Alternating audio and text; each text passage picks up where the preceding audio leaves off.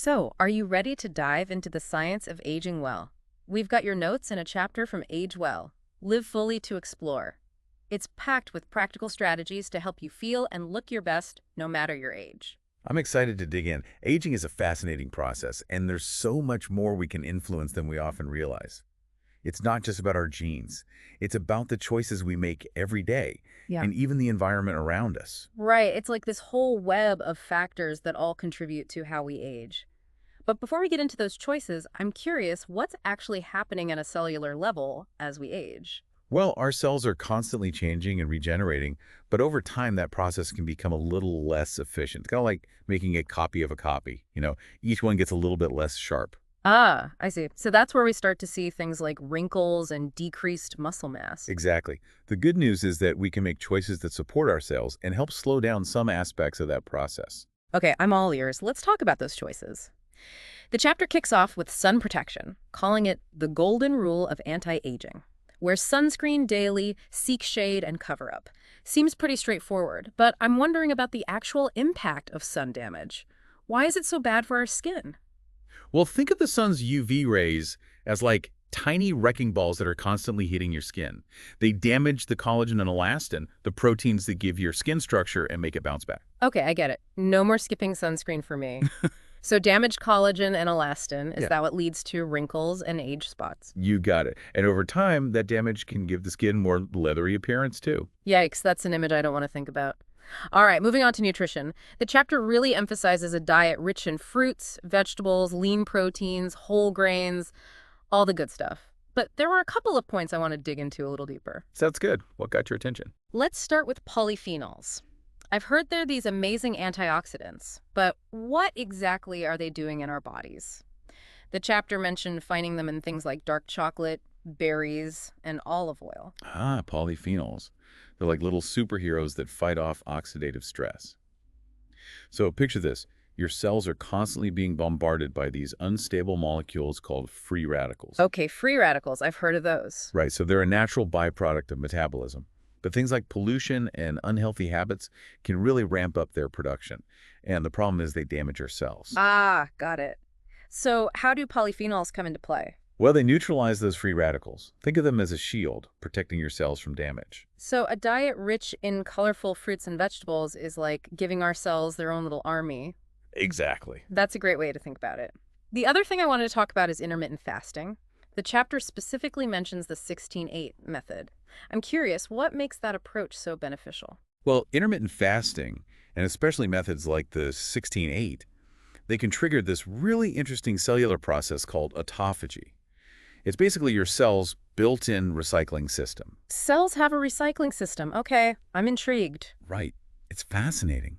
During autophagy, your cells actually break down and recycle old and damaged parts. It's like cleaning house and making way for new, healthier cells. So it's like hitting the refresh button for our cells. Exactly. And this process can really help to improve cellular function and potentially even slow down aging. Wow, okay.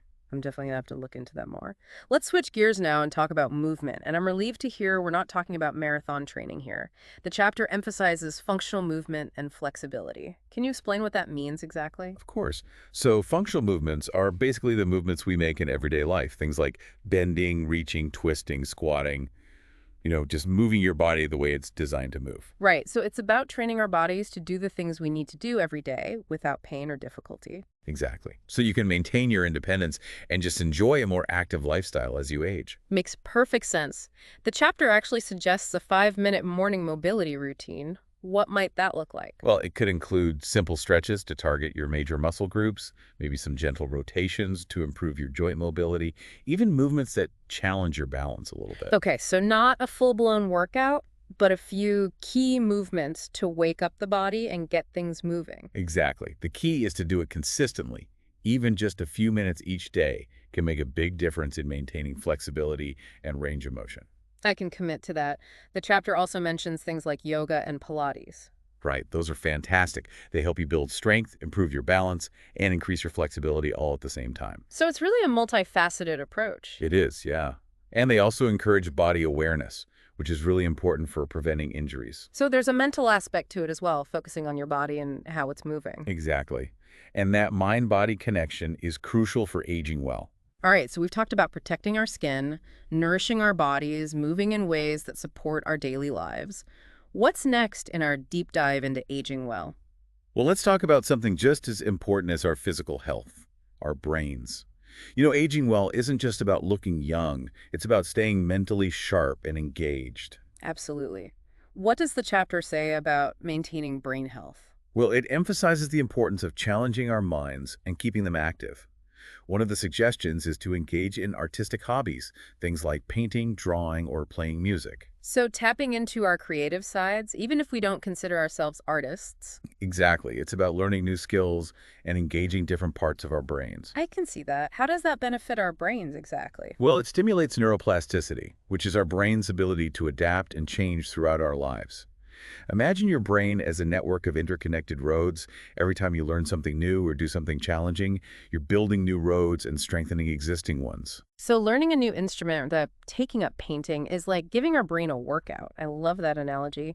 What other brain boosting strategies does the chapter recommend? Well, there's something called meditative walks, which I think is a great one. It combines physical activity with mindfulness. Oh, interesting. So, you're not just walking, you're really paying attention to your surroundings and how your body feels. Exactly. It's about being present in the moment, Wow. noticing the sights, the sounds, the sensations. What makes that so beneficial for our brains? Well, it does a few things. It reduces stress and increases blood flow to the brain, both of which are essential for good cognitive function. Plus, being in nature has a really calming and restorative effect on the brain. Yeah, that makes perfect sense. It's a two-for-one deal for our mental and physical well-being. Now, speaking of things that are good for both body and mind, let's talk about sleep. We all know we should be aiming for 7 to 9 hours a night, but what's the science behind that? Well, you can think of sleep as hitting the reset button for your body and brain. It's really the time when our cells repair damage, our hormones rebalance, and our brains get to work consolidating memories and clearing out waste products. Sounds like there's a lot going on while we're catching those Z's, so it's more than just feeling rested. It's about giving our bodies a chance to do this essential maintenance. Exactly. And if we're chronically sleep deprived, well, all of those processes get disrupted. And that can really accelerate aging and increase our risk for all sorts of health problems. Makes sense. The chapter talks about creating a relaxing bedtime routine and optimizing your sleep environment. Are those good places to start? Absolutely. Great.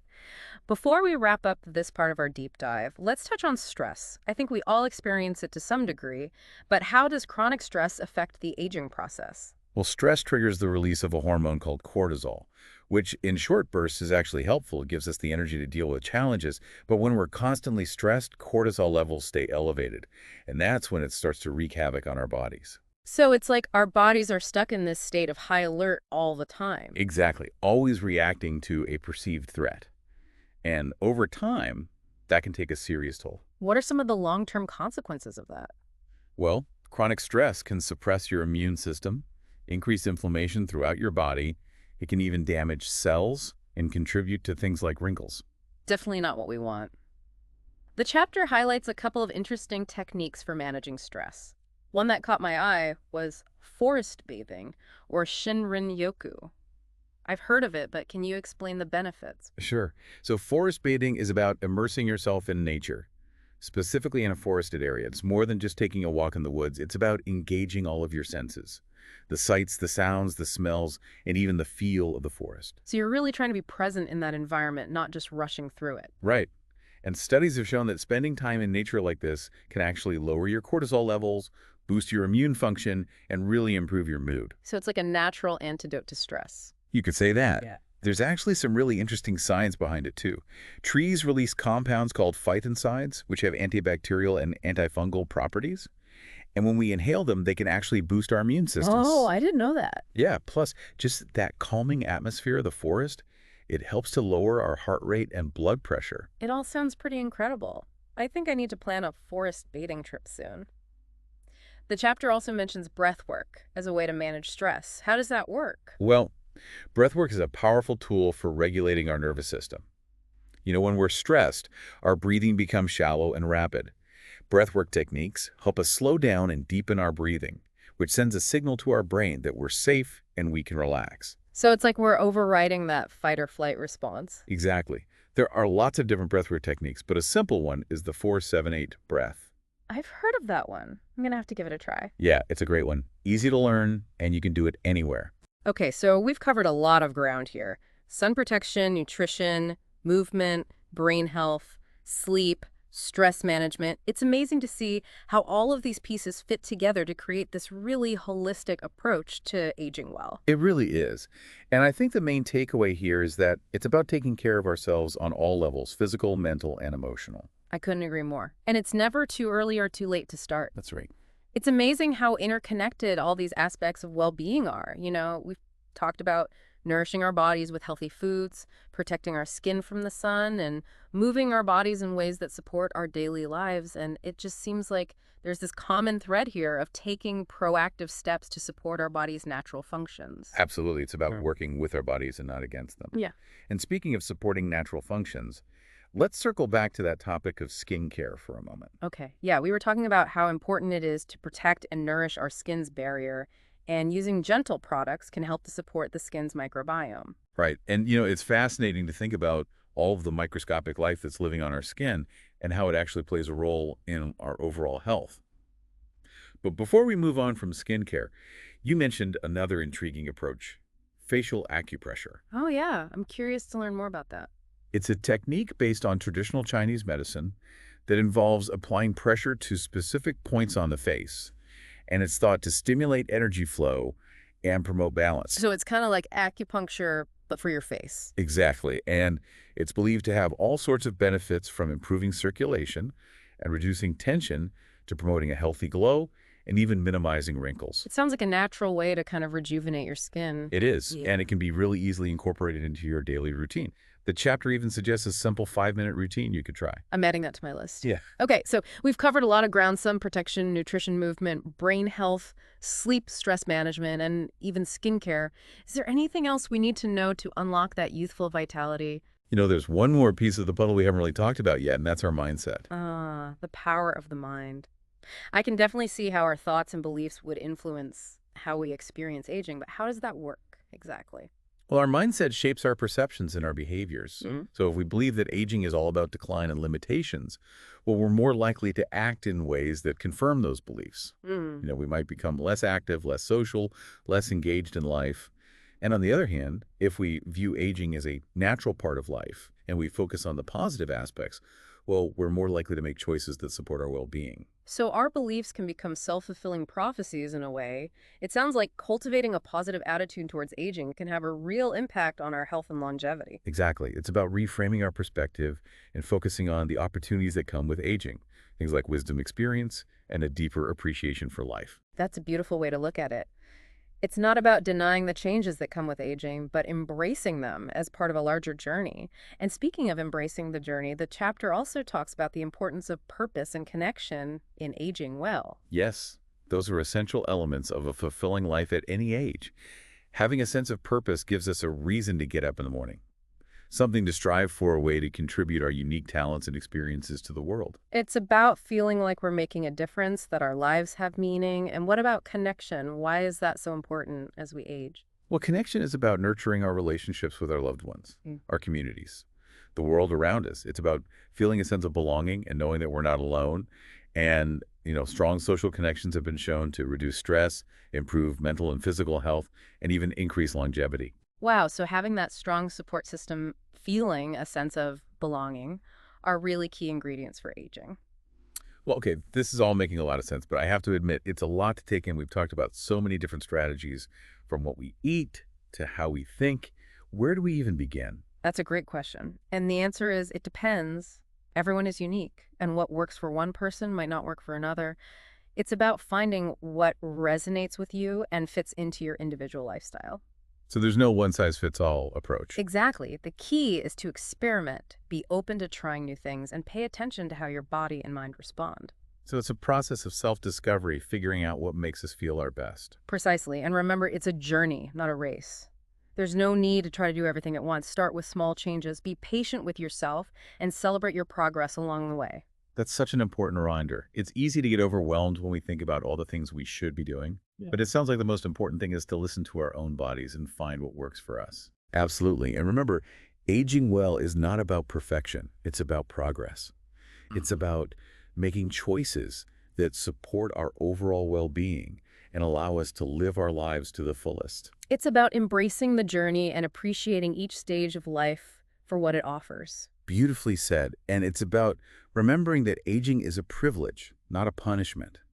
It's a gift that allows us to continue learning, growing, and experiencing all that life has to offer. This has been such an insightful conversation. I feel like I have a whole new perspective on I'm aging. so glad to hear that. And remember, it's a lifelong journey. We're constantly learning and evolving. And that's the beauty of it. Before we wrap up, is there anything else that you found particularly noteworthy from the chapter or our conversation today? Yeah, actually, there's one point I think is particularly important to emphasize, and it's this idea of personalized medicine. Oh, that's interesting. I've heard the term before, but I'm not entirely sure what it means. Well, as we've been discussing, everyone is different, and what works for one person might not work for another. We all have unique genetics, lifestyles, health histories, and personalized medicine takes all of those individual factors into account when it comes to healthcare. So instead of a one-size-fits-all approach, it's about tailoring treatments and strategies to each person's specific needs. Exactly, and I think this is where the future of aging well really lies as we learn more about this complex interplay of genes, lifestyle, and environment. Yeah. We'll be able to develop even more effective and individualized strategies for optimizing longevity. That's fascinating. So it's like taking this precision approach to aging well, using all of the information we have to create a personalized roadmap for healthy aging. Precisely, and this is an area that's going to see a lot of growth and development in the coming years. Hmm. It's exciting to think about the possibilities. It really is. Okay, well, we've covered so much ground in this deep dive. We have. But, before we move on, I think it's important to emphasize that while science and technology can certainly play a role in helping us age well, there's also a lot we can do on our own right now with the knowledge we already have. Right. It's about taking ownership of our health and making choices that support our longevity. Absolutely. And it all comes down to this aging. Well, it's not about chasing some elusive fountain of It's youth. not about trying to look or feel 20 again, but about embracing the aging process and finding ways to thrive at every stage of life. Beautifully said. It's about focusing on what we can control our lifestyle choices, Hmm. our mindset, our connections, and making the most of each and every day. And appreciating all the wisdom and experience that comes with getting older. Exactly. Aging is a natural part of life, and it's something to be celebrated, not feared. I love that perspective. It's about embracing the journey and remembering that we have the power to shape our own aging experience. It is empowering to realize we have that much control. Right. And it's funny, this whole conversation has me thinking about a really interesting concept. Have you ever heard of blue zones? I've heard the term, but I don't think I really know what it means. Okay, so blue zones are these regions around the world where people live significantly longer and healthier lives than average. And researchers have studied them to figure out what those common factors are that are contributing to that longevity. Oh, that is fascinating. What have they found? What's the secret? Well, it turns out that a lot of the strategies we've been talking about today are actually really deeply ingrained in the lifestyles of people living in those blue zones. Oh, interesting. So they're already doing all the things. Yeah, they prioritize things like plant-based diets.